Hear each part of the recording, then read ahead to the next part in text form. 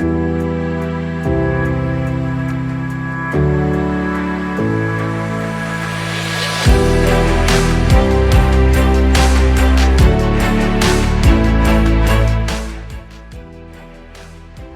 right. Good night, everyone. I believe we have enough persons here to begin. So let me just start off by welcoming everyone to our fourth webinar series. Tonight we'll be exploring the topic skills for future success. And our guest speaker is Odane Brooks. So I'm just going to give you a little background on Odane before I'll hand over to him to present. So Odane is a development and public policy professional with a master's in international public and development management from the University of the West Indies, Mona. He has played key roles in policy development, NGO management, and youth leadership in Jamaica, including as a policy research officer at the Department of Cooperatives and Friendly Societies, where he worked on the risk management framework for the nonprofit sector. He also served as a commerce policy analyst at the Ministry of Industry, Investment, and Commerce. Currently, he is a monitoring and evaluation specialist at the Development Bank of Jamaica, contributing to entrepreneurial innovation through the Biggie program. In addition to his professional roles, Odane is dedicated to academic and community engagement. He is an adjunct lecturer of politics and sits on the Peer Review Research Committee at the University of the Commonwealth Caribbean. He actively participates in youth leadership, holding positions such as Governor General's I Believe Ambassador, CARICOM Youth Ambassador for Jamaica, and president of the St. Andrew Omega Leo Club. His work in youth empowerment and public service has earned him recognition, including the Prime Minister's National Youth Award for Excellence and the 30 Under 30 Change Maker Award. So welcome, Odane Brooks. Good evening again, ladies and gentlemen. It is my distinguished pleasure to be here this evening, and particularly confirm also that you're able to see my slide, please. Yes. Awesome. So it is my distinguished pleasure to be able to be a part of this meeting this evening to discuss what I would describe as a very relevant and timely area for discussion, particularly when it comes on to young people. As young people, we have to understand that we are operating within a very dynamic world, and by virtue of that, our existence must reflect that dynamism. So we must continuously equip ourselves to be able to capitalize on opportunities that are available now and opportunities that will eventually emerge over time. So just to reiterate, as our moderator highlighted, I'm Odane Brooks, and presently I'm a monitoring and evaluation specialist at the Development Bank of Jamaica. I'm also involved in several youth leadership initiatives, principal among them being the CARICOM Youth Ambassador for Jamaica. And in this capacity, I primarily represent the interests of Jamaican young people at the level of CARICOM. I'm also a director with Youth Education Association, and I'm also the president for the St. Andrew Leo Club. So I'm very much versed in the space of youth leadership, but at the same time, I am very big on making the connection with volunteerism as well as your professional life. So I'm hopeful that after tonight's presentation, we can have a better grasp of what are some of the skills necessary for future success, and we all can live with not only understanding these skills, but with a conviction to actually incorporating and developing some of these skills. So firstly, we want to get through a few things tonight. So I will be going through what I would describe as some of the most pressing and critical skills that as young people we should develop. And we should develop these skills because, as I alluded to earlier, we're living in a very dynamic world where our existence is hinged on our ability to adapt, to evolve, and to be resilient. So the skills that I will be looking at is pretty much to position us as young people to be the 21st century citizen, and also to be a citizen who is able to operate functionally within any society, whether it be the Jamaican society or any society across the world. So firstly, just to look at some skill sets that I believe that is fundamental to our existence. And I particularly will frame the discussion around what I believe we all try to grapple with over time. What is success? So the thematic focus looks at skills for future success. But the beauty about success is that my definition of success does not need to be your definition of success. So if my definition of success is to earn a lot of money, that does not necessarily have to be your definition of success. Your definition of success could simply be utilizing what you are passionate about and helping others who are in need. Others might have a definition for success that looks at being able to amass wealth. But as I said, the principle of success is essentially what you define that's something that actually gives you fulfillment. So doing anything that when you go to your bed in the nights, you feel content, you feel comfortable, and you feel accomplished. You might not have all the money in the world, but you are still contented.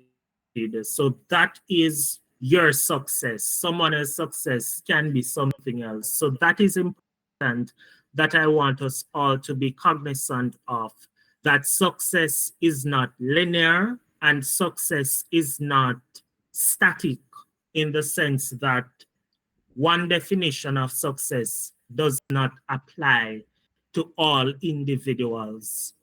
And definitions of success will also evolve with time and space. So a person who is successful or is deemed to be successful here in Jamaica might not necessarily be so deemed as successful in the United States.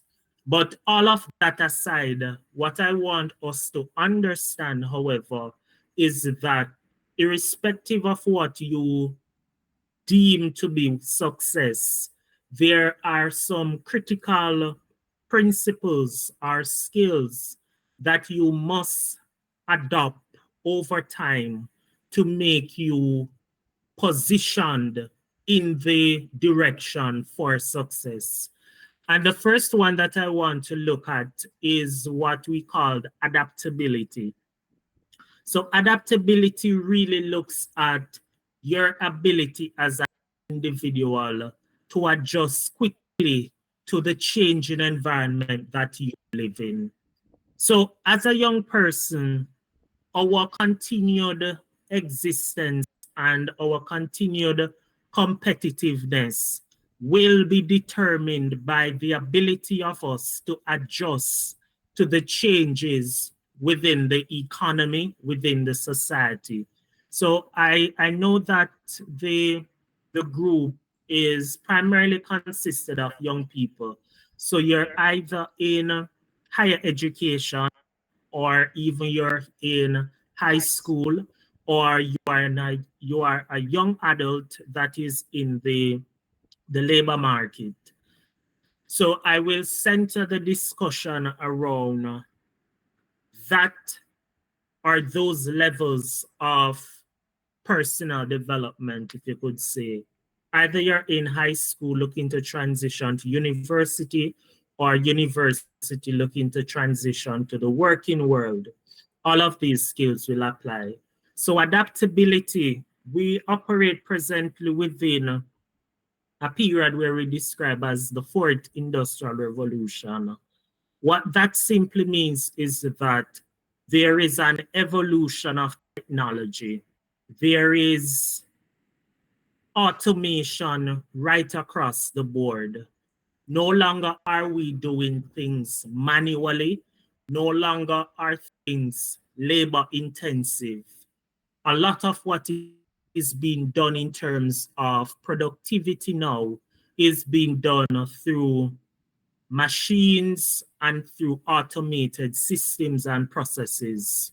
So, with that period of evolution, what you're seeing is that the idea of having a job is evolving. And it is evolving in the sense that the skills that you were required to have before the onset of this revolution, those skills are practically becoming redundant because we are transitioning into a new period which requires us to adapt. And in adapting, it means that we are able to change with the changes in time. And so I would bring us back to the COVID-19 pandemic when the world was practically shut down. Companies had to pivot and to transition in the sense that we had an influx of work from home. So workers had to be working from home. During that period, if companies wanted to remain viable, they had to make that change. They had to adapt to that prevailing condition. And that adaptability, or the level of their adaptability to the changes in the environment, would have ultimately determined whether they survive or they did not. But we all can see now that a lot of companies have somehow returned back to in office operations. But the principle still remains that the environment at the time required a change, and they had to change.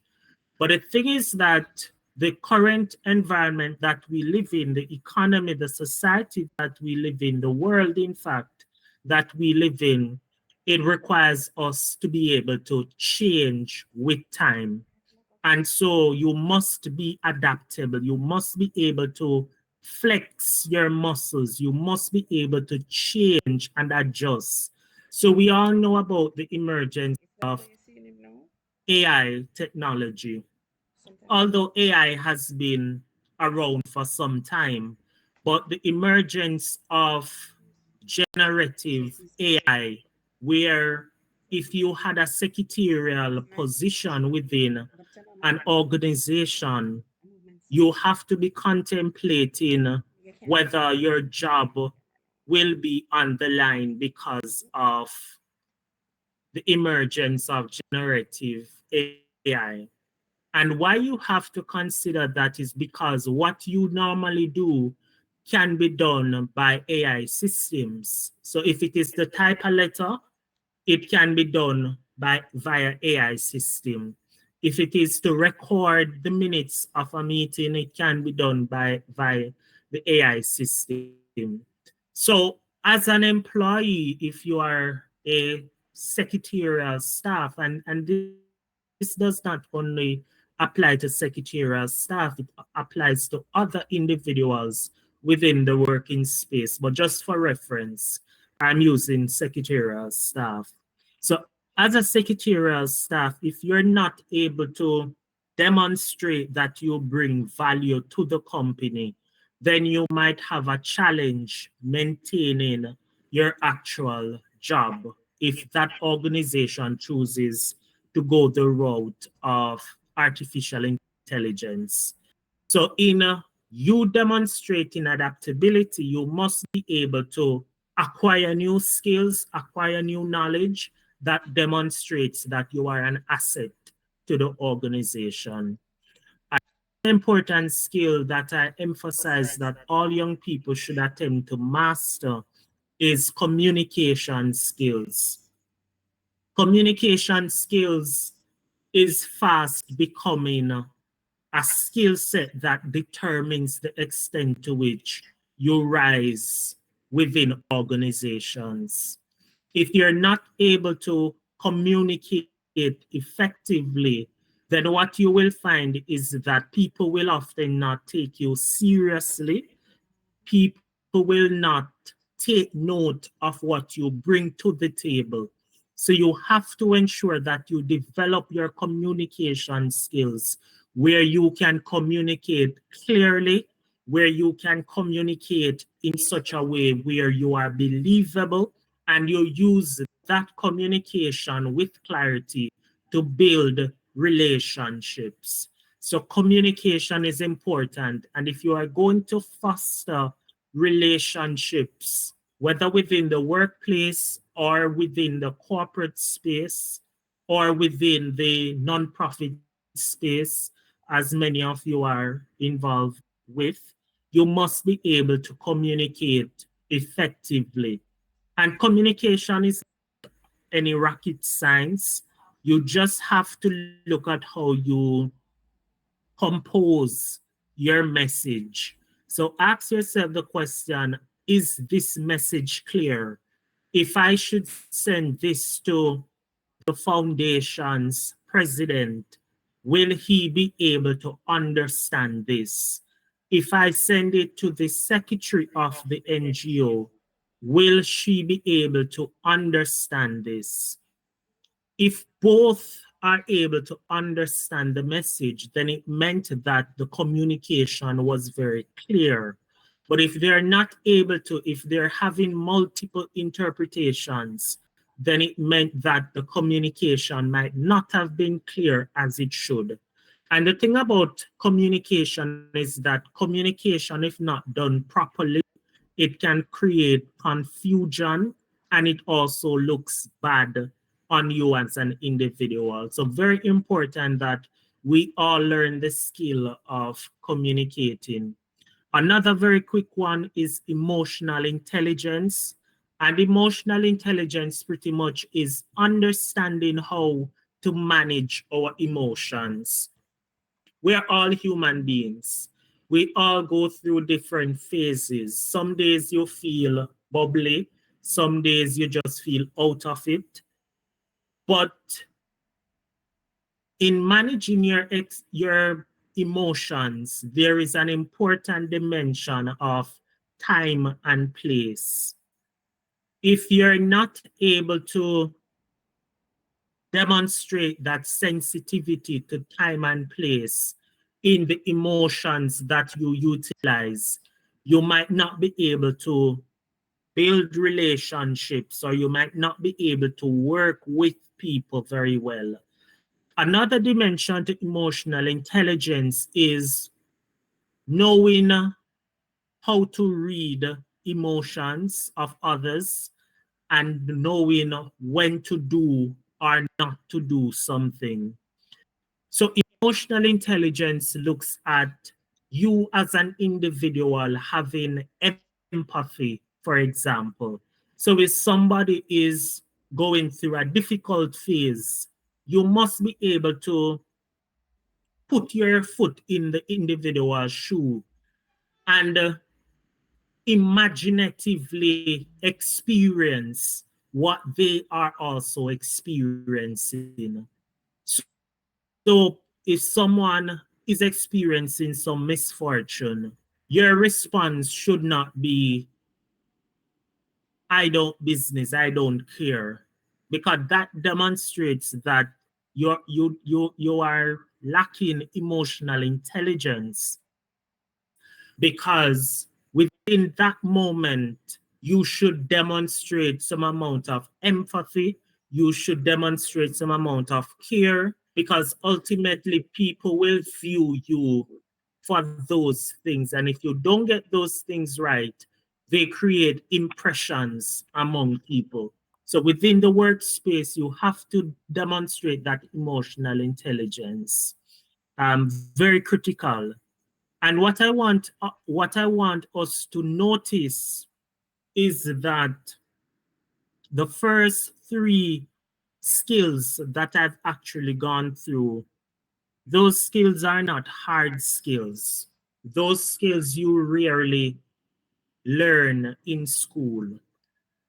But these are what we called soft skills. And I can tell you that soft skills are fast overtaking hard skills. Hard skills would be the opposite. So you know how to maneuver a PowerPoint presentation, for example. You know how to utilize Excel workbook. Those are hard skills.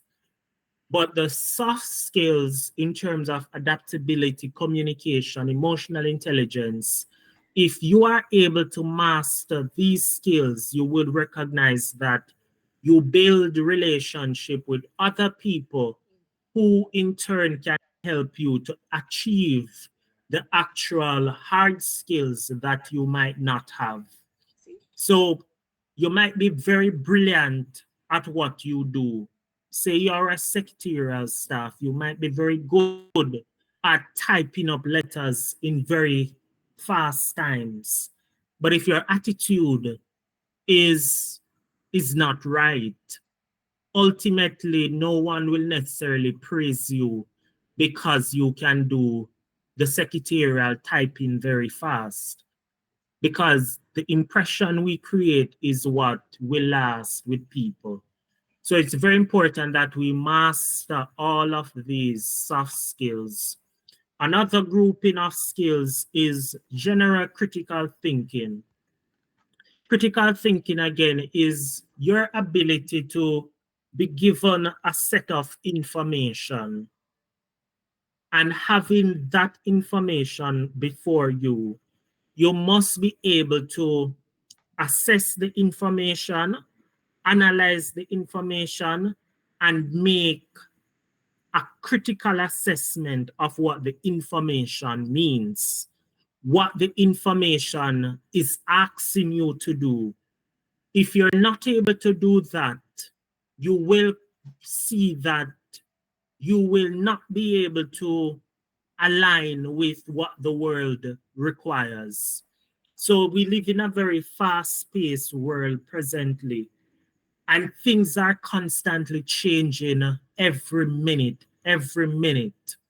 So if you are going to be pursuing a course of study and you are going to opt to study something that you cannot find any work at all for that program, but you still go and pursue that area, even though you have information before you that states that jobs in that area is becoming obsolete, persons are not gaining employment in those areas. If you still insist on pursuing a program of study in that area, even though you have gathered information that shows that this program of study is not the best, this program of study is not marketable, this program of study might not be beneficial, but even though you have all of those information, you still proceed to pursue that course of study, then it demonstrates that you are not a critical thinker. It also demonstrates that you will not be able to pivot with changes that require you to respond. So that's just one example of critical thinking. And critical thinking spans into several other spectrums. So you must be able to make decisions very quickly without even having all of the information. But just by using what you have, you must be able to make a decision that is sound. That is very important. And technical skills more so look at the hard skills, such as being able to manipulate technology, being able to use digital tools for the job market. But as I said, those are good, but you always have to focus on developing the core softer skills. And just to go a little further as to importance of each of these, so we have a better appreciation of an idea of what each entail. So preparing yourself as a young leader for tomorrow's changes, it requires, as I alluded to earlier, adaptability skills. So you demonstrate adaptability by your ability to embrace new ideas. So you have to remain open in your thinking for you to be adaptable. So if you grew up hearing something and when you come of age and you actually do your own research and you recognize that what you learned all of this time was not correct, you must be able to adapt and to change your perspective, your opinion. And that connects also with being innovative. You must have an open mind to learning new things. Flexibility in the work environment again demonstrates adaptability. You must be able to adjust the setting to enhance collaboration and productivity. So don't be an individual within a straitjacket. You must be able to flex, you must be able to respond to changes in the work environment. Resilience in challenges also. So as a young person, things will not always be rosy. Things will not go the way you want it to go all of the time.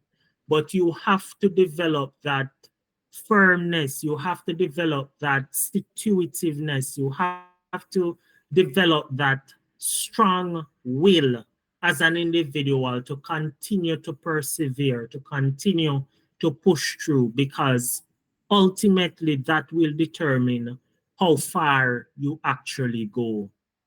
Another important skill of adaptability is that you are really valued by your colleagues, by your associates, by your friends, because they find you to be someone who is easy to work with.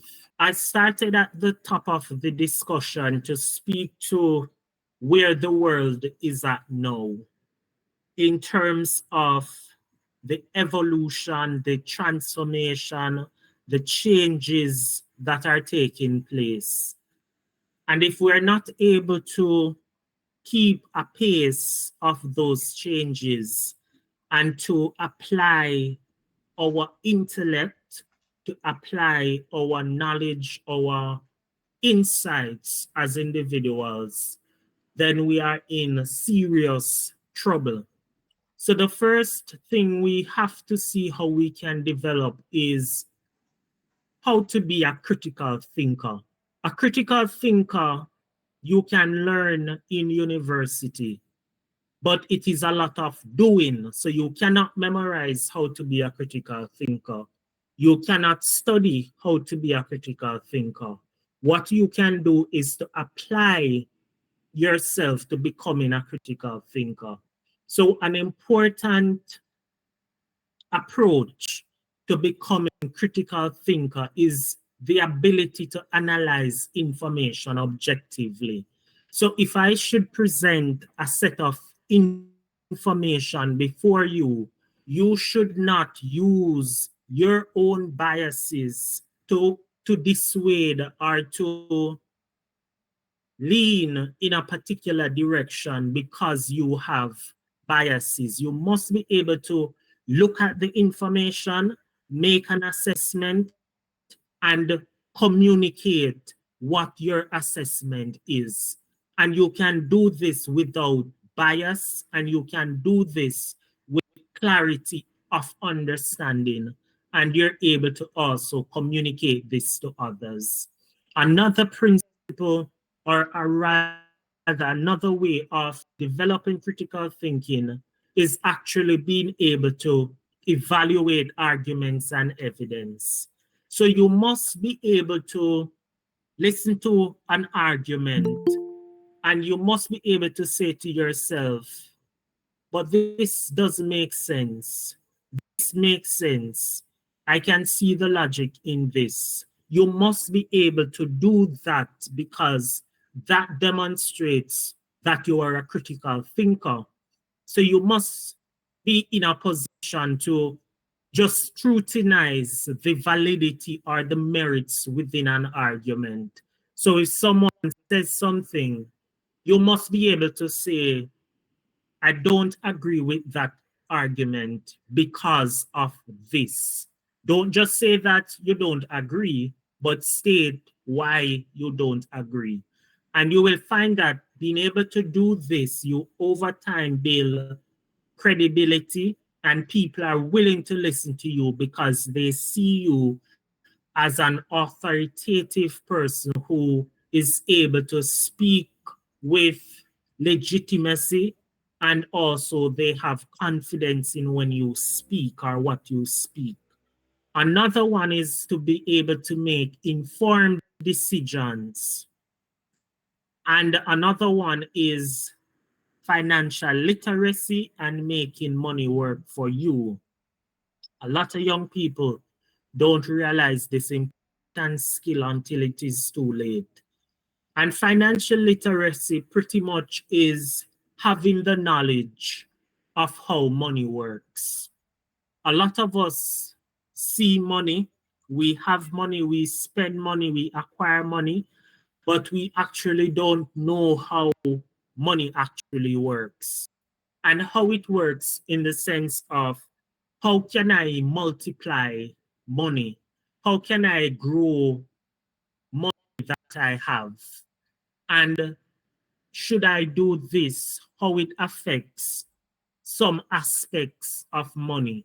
So with this discussion about money, you should be considering at this point in time, how are you looking about insurance coverage? Should an emergency happen now, are you able to offer yourself support? When in years to come, are you able to provide your family with insurance coverage? In years to come, when you retire, are you able to retire and live comfortably?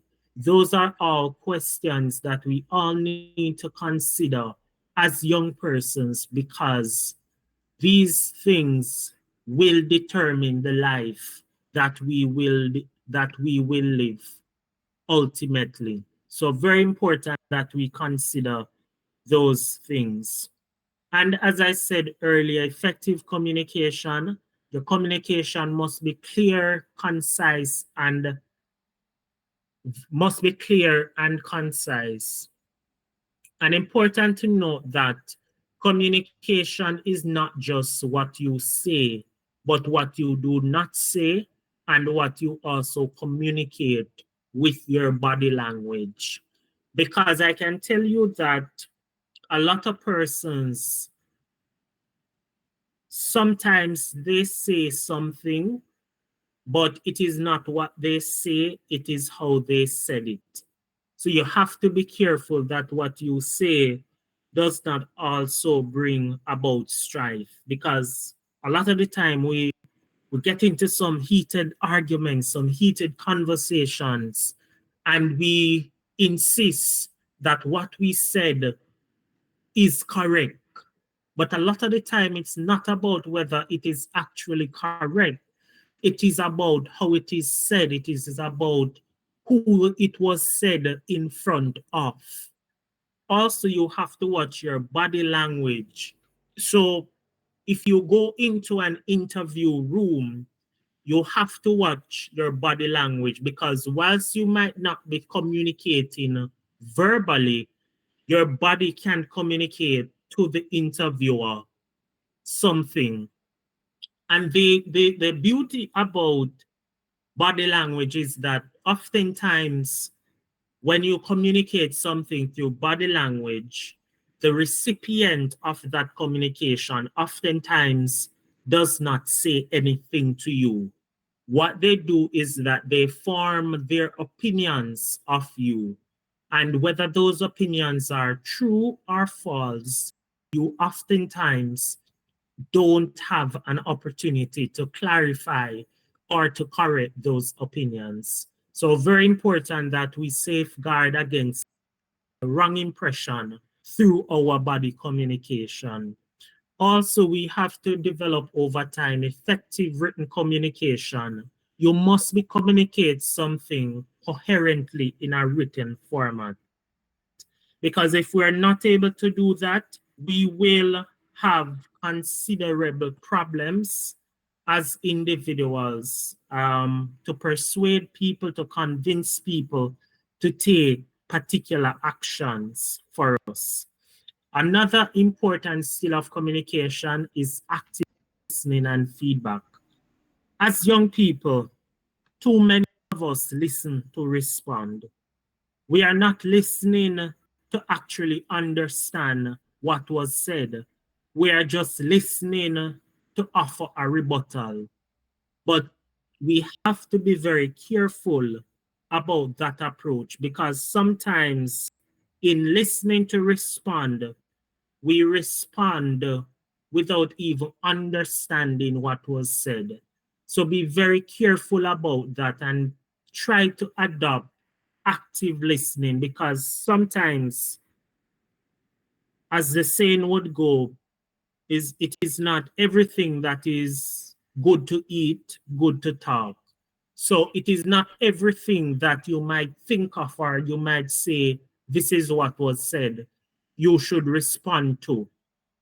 That is why you must listen very carefully to understand before trying to respond to someone. Because if you have not understood what was said, then there is no basis or there is no real substance to what you will respond with.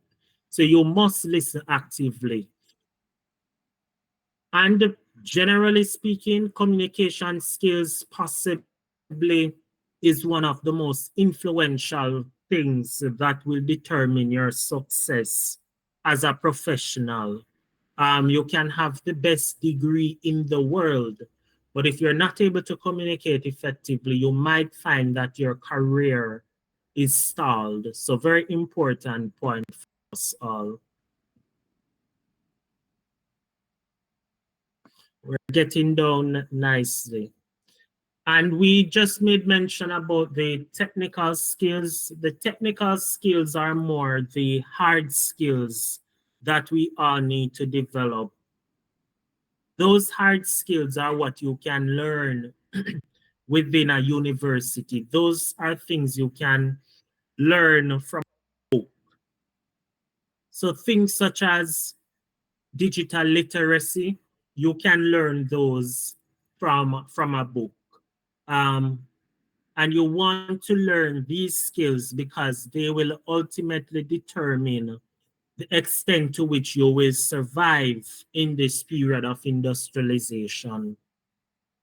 Also, you want to fully understand what is happening with AI and automation. Because if you don't understand what is happening in that space, you will not be able to position yourself to be able to tap into some of the opportunities that are emerging there. And generally speaking, the technical problem solving skills. A lot of organizations right now depends on their employees to be problem solvers. They don't want an individual who only complain. They want someone who is able to recommend to the manager that this is the problem that we're facing. This is my assessment. This is my suggestion of what to do. And this is what will happen when we take this particular course of action. That kind of approach demonstrates that you are a problem solver. You are not just a complainer, but you're a problem solver. So we have to develop those critical skills to be able to survive in this dynamic environment that we are coexisting in. And I went in great details to speak about emotional intelligence. You must be self-aware. You must understand your emotions. If you're not feeling like yourself, you must know that something is off and you probably is facing a burnout, or you're just depressed or something. You must have self-regulation. Self-regulation pretty much means that you know how to manage yourself. If you're in an office, if you're in a meeting, you're not making loud outbursts across the room. You're not throwing things across the room. That is self regulation. You know how to adjust yourself to the environment that you are actually in. And even if you're going through a difficult period, whilst it's natural that we can lash out at times as human beings, that should not form part of your overall modus operandi. That should not be how you go about living your life or how people know you. So you have to look at self regulation. Also, again, empathy. You must be able to understand and share the feelings of others. Social skills, very critical. Social skills really look at how you build, manage, and maintain relationships with other people. I often tell young people presently that your ability to achieve in life, your ability to amass certain things in life, is not necessarily going to be dependent upon the degree or the certifications that you have, but it's going to be largely dependent upon the relationships that you form. So the person who you were in a similar class with in university, in high school, those relationships will become important in the future because none of us knows how life will turn out. And so always be mindful of how you treat people in your present life, because in years to come, you might require that individual who you treated poorly to offer some support or assistance. So be very careful in how you navigate your life presently, because it can come back to bite you. Another important element is teamwork. And teamwork is that ability of you to actually work with people. You can cooperate, you can demonstrate synergy, because that again also goes to the heart of who you are as an individual. And another important dimension is leadership. You must be able to inspire confidence among others that you have the capability and the capacity to actually do something. So very important that you develop that principle or develop that trait very early. People must be able to be inspired by who you are as an individual. You must be able to demonstrate that you can manage a group of people and you can inspire those individuals to pursue a particular course of action. So very important for leadership.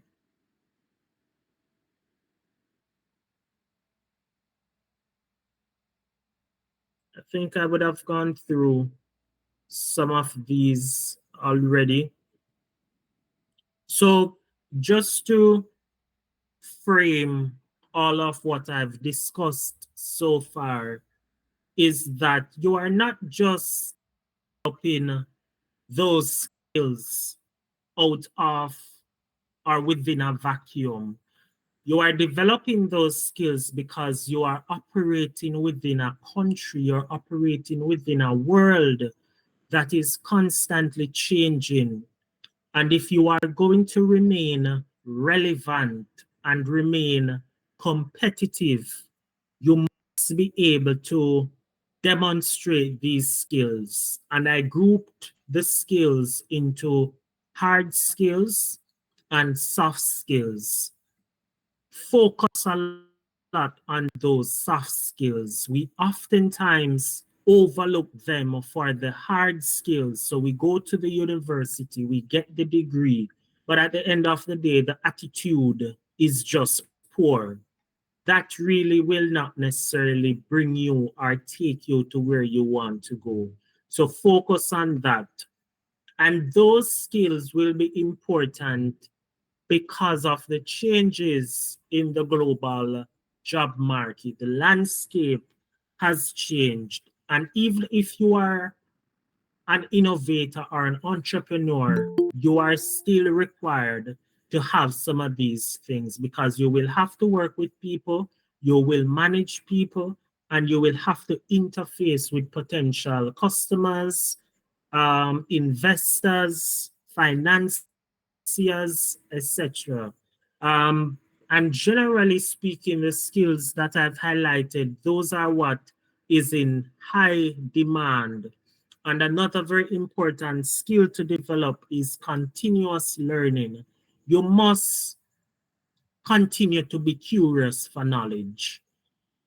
What you know now should not be the end all of what you know. You should always trying to improve yourself, always trying to upgrade yourself because that enables you to have new ideas, to have new perspectives, to remain adaptable, to remain open-minded, because ultimately that is what will determine whether you actually realize the dreams, the aspirations that you actually might pursue or have. And so I just want to thank you all for listening to my presentation. I am hopeful that you would have taken something positive from what I've stated. And I can say to you that the skills for future success are the skills that will ultimately enable you to grow, that will ultimately enable you to progress as an individual, and ultimately enable you to actualize and for you to say, I am successful. And as success for me does not have to be success for you. But at the same time, don't accept the bare minimum. Continue to think big, continue to dream big, continue to go beyond what is regular. Whatever you are dreaming of, it must excite you, it must give you chills because you are dreaming of something bigger than what you can conceive. And so always remain committed to continuously hone and sharpening those skill sets that you have and which you might want to continuously acquire. So thank you again all for listening attentively. And if you have any questions, I'd be more than happy to answer those questions. Back to you, moderator. Thank you so much, Odane. That was quite an insightful and informative session. I must say that I did learn a lot. Some stuff I already knew, but it was good to get, a little refresher on some of the key, areas that we need to be successful. So if there are any questions for Odane, you can go ahead and place them in the chat. Or if you'd want to raise your hand and unmute your mic. Hi, good night, everybody. Isha here. Can't get to the hand raising tool now. Hope you're able to hear me. Loud and clear. Fantastic. Mr. Brooks, thanks for taking the time. Two things, because I'm my fast. What program are you using to create the PowerPoint? Well, I actually just found a program last night, because when I came home from work, I was so tired. So I knew what I wanted on the PowerPoint, and I just randomly looked up something um, on the net, which enabled me to create it with the ideas. Oh, so what is it called, or what's the site called? Because Um, I'm used to Canva and the regular PowerPoint. This one looked mhm. different to me, so I wanted to know if you were able to share. Yeah, That's man. another Just real question that's just a passing question. All right, not a so problem. the, the real question I have is, can you give an example of a time when you had a valid point Mm-hmm. and it was overlooked or misunderstood or downplayed? How did you handle that? Because that's a part of communication that Mm-hmm. is very important. You mentioned it, my personal issue sometimes is that persons are afraid to be honest and Mm-hmm. frank. And I don't believe that we're able to push the needle forward in whatever space we are at if I'm not going to bring my thoughts to the table. It makes no sense. Yeah, The yeah. reason I'm in the room is because I have a point of view. Absolutely, absolutely. And the point of view doesn't have to agree with anybody else's. But so how do you walk that line? Very, very good That's the question. question. And that's a dilemma of communication. So the first thing is that I am very big on inviting differences of opinion, because I often say that we are not intellectual eunuchs, meaning to say that we don't just exist. We have our own thoughts, we have our own ideas. And so naturally, we might share different perspective. But if there is an environment that is not inviting of different perspectives and opinions, the most you can do is see how you can craft your message in different forms to make it palatable, so others might not necessarily think that you are offensive or you are trying to upstage them. So that is one thing. But the other side to that is that you cannot control how people will receive what you say or what you do. But what you can do is to do what you think is the best approach to handling a situation. So if it is a case where you are going to try to make your point of view more persuasive by showing why your point is more valid, that's an option. But if you're still not getting anywhere with that approach, I oftentimes just take away myself from engaging that person or those persons on that specific point of view. Because if I'm not getting through to you, then ultimately it makes absolutely no sense that I try to change who you are as an individual. Because a lot of these things, it starts with who persons are as individuals. So if it is a case of a manager, for example, you can do so much and no more to convince them that this is the best route to take. This is the best decision. What you have to do is just satisfy yourself that you've done your best. If you cannot see eye to eye and you see that it's becoming personal, then you might just have to take away yourself from that environment, because clearly that's not an environment that allows you to thrive and allows disagreement to occur. So that would be my response. Hope I answered the question.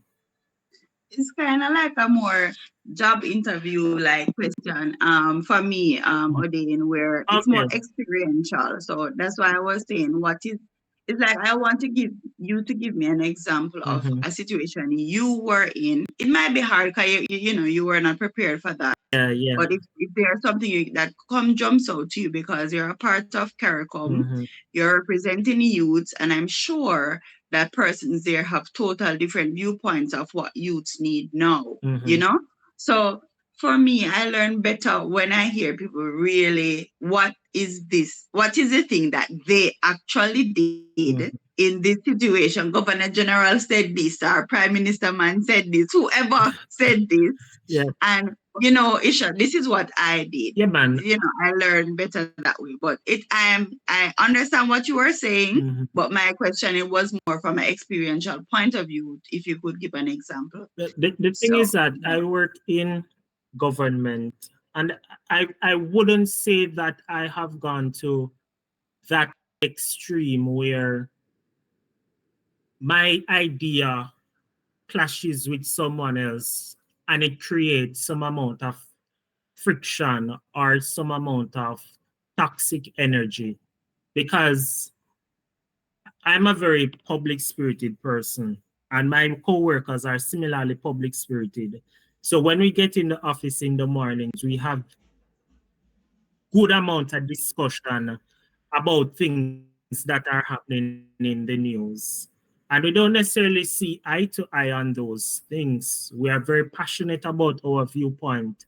But I often adopt the approach that if we cannot see eye to eye, we just agree to disagree and practically move on. But within the scenario that you are putting forward, if you are not able to necessarily get through to the individual, you can only do so much and no more. You can present the most persuasive argument, change your approach, look at what you probably not doing correctly, and then you go from there. If you believe you're applying the best approach, then you continue along that path. If you want to change, you can change, but I'd advise you to always reflect, always ask yourself, how can I improve what I'm doing?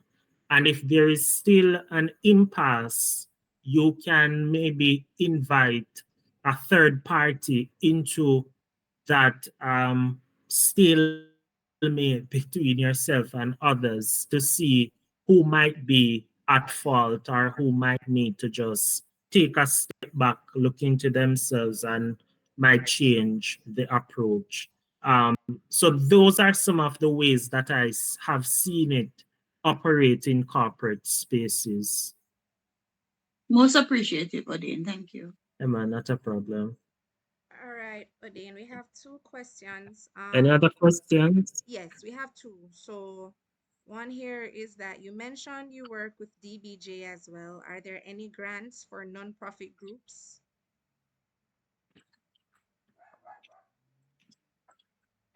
So the grants that we offer is largely for companies, companies that are trading companies.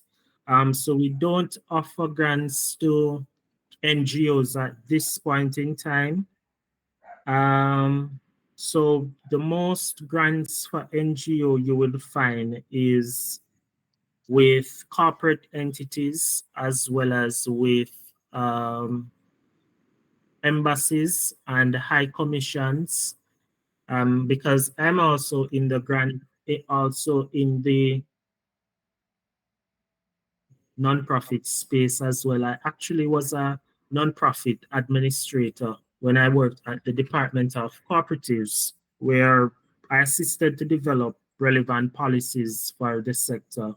And some of the most lucrative avenues for grants, as I said, would be through different corporate foundations as well as through embassies and high commission. So the US Embassy has a grant, the British High Commission, they run grants, the Canadian High Commission, they run grants. Barita Foundation might have grants. Digital Foundation has grants. CB Foundation has grants. Um, First Way Foundation has grants. So there are lots of grants out there. Just that DBJ doesn't offer any grants to NGOs. We offer grants to MSMEs, micro and medium-sized enterprises. Okay. All right. Thank you. And the last question I'm seeing here, Elena, she said, no, this was a very timely presentation and it was very informative. How can I work on communicating more clearly? Um, the thing with communication is that you first have to understand what you want to communicate. A lot of the time we have ideas within our head as to this is the message that I want to convey, whether it is oral or written. But how we code the message, because communication has different elements. You first have to code a message, and you code a message by putting words basically together. So you want to look at how you code those messages. Is the If it is written, is the message too wordy? Are you using the correct words? Are you using the correct jargons? Will this message create different interpretations? So if I write something, if I present it to one individual and to another individual, will they both come to the same conclusion? If your answer is no, then you know that the communication will not be very clear. So you want to ask yourself that whether anybody will be able to understand what you're communicating. Also, communication entails how you utilize your body language if it is a verbal communication. As I said earlier, a lot of the time we have something to communicate, but it is not necessarily how we communicate it in the spoken word, but it is actually our body posture, our body profile that actually rubs people the wrong way. So if you enter your manager's office and you are giving an update on an activity that you're doing, and how you present yourself, it is not one that shows alertness, it is not one that shows interest. That communicates something, even though you are speaking and you might sound very excellent. That communicates something. So you have to watch also the body language. And another dimension is that for the written communication, you always have to continuously look back at what you want to communicate to see whether it communicates what you actually intends on communicating. Because a lot of the time we have ideas of what we want to say, but what we actually say is the actual thing we want to convey. And finally, another thing that I find improves your communication is just being open to continuously learning to continuously improve your vocabulary, because I find that a lot of the time communication mishaps can be lessened by some of the words that we might use or the phrases that we might use. And being able to be conscious of those things and being able to put together a sentence that invites people to engage you, that also is important. And that usually starts with just continuously exposing yourselves to information. So that goes to the heart of just reading. Um, Try to learn new things so you are able to interact with people from a wide cross spectrum of persons. So you're able to interact with your families, you're able to interact with your co-workers, and if you should possibly sit with the King of England, you're also able to communicate because you have demonstrated or have acquired over time the necessary skill sets to be able to communicate clearly. And communication is not using what we quote unquote call big words, because a lot of persons use those words, but they don't know the context in which to use some of the words. So just focus on continuously improving your vocabulary, your understanding of things, and it will all come together. All right. Well, I believe you answered Elena's question. Do we have any more questions for Odane? Don't be shy. Any questions? Certainly not.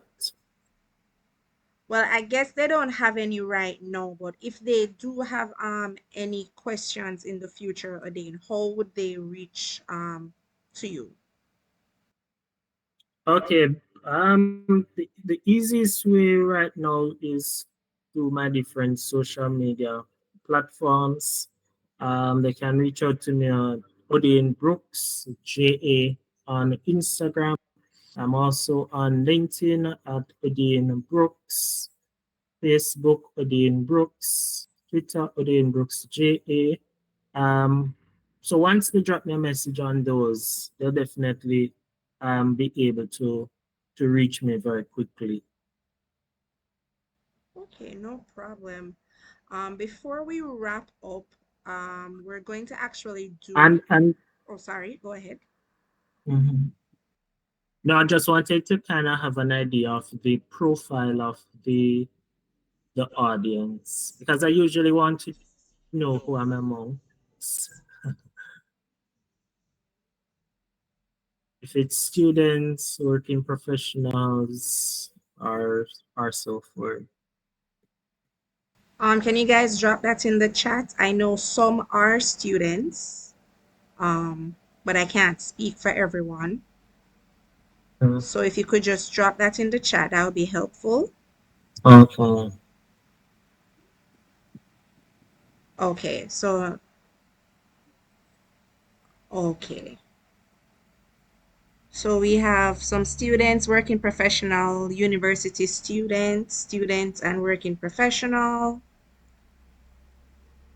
So we have a mixture, yeah, in the audience. Okay, okay.